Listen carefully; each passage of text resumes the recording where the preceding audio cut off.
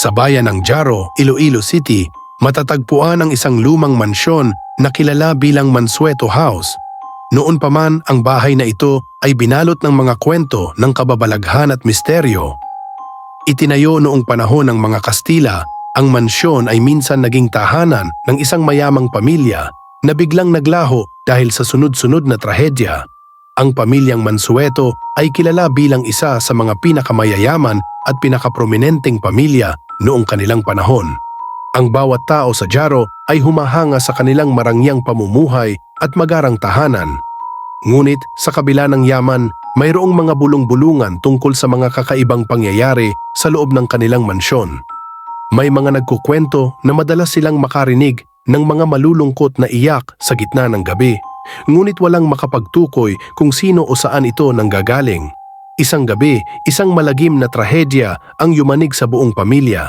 Ang bunso nilang anak, si Isabel, isang dalagita na kinagigiliwan ng buong baryo dahil sa kanyang kagandahan at kabaitan, ay natagpuang patay sa loob ng kanyang silid. Walang malinaw na sanhi ng pagkamatay ni Isabel, ngunit ang kanyang katawan ay may mga bakas ng sugat na hindi maipaliwanag. Ang pamilya ay labis na nalungkot sa pagkamatay ng kanilang anak. At hindi nagtagal, isa-isa silang nagkasakit at namatay din.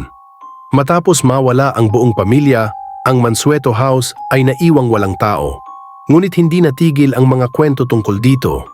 Ang mga bagong nakatira malapit sa mansyon ay nagsasabing nakakarinig sila ng mga iyak, mga yabag ng paa at mga kakaibang ingay tuwing gabi. May mga naglakas loob na sumilip sa loob ng bahay at nagtuturo ng mga aninong gumagalaw sa mga bintana kahit na walang tao sa loob. Isang gabi, si Mang Berto, isang matandang mangingisda, ay napadaan sa Mansueto House matapos siyang manggaling sa dagat. Dahil madilim at wala siyang ibang madaanan, napilitan siyang dumaan sa harap ng mansyon. Habang siya'y lumalakad, naramdaman niyang may sumusunod sa kanya.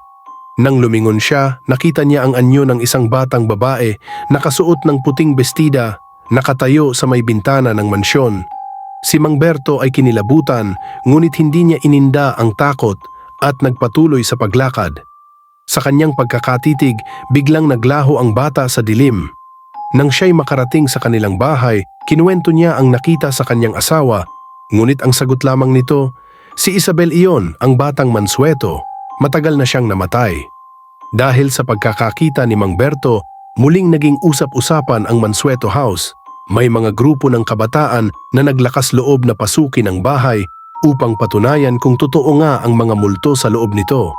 Sila'y nagdala ng mga kandila at kamera upang magdokumento ng kanilang karanasan.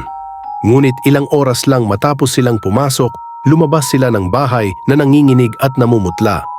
Ayon sa kanila, nakita nila ang anyo ng isang batang babae na umiiyak habang humihingi ng tulong. Hindi na muling bumalik ang mga kabataang iyon at mula noon walang sino man ang naglakas loob na pumasok muli sa Mansueto House. Ang mga kwento ng mga multo at kababalaghan ay patuloy na ikinakalat sa baryo at ang bahay ay nananatiling abandonado at kinatatakutan ng lahat. Ang Mansueto House ay naging simbolo ng trahedya at kababalaghan sa Jaro. Sa paglipas ng panahon, marami pa rin ang naniniwala na ang kaluluwa ng batang si Isabel ay nananatiling nakakulong sa loob ng mansyon, naghihintay na magkaroon ng katahimikan at katarungan para sa kanyang misteryosong pagkamatay.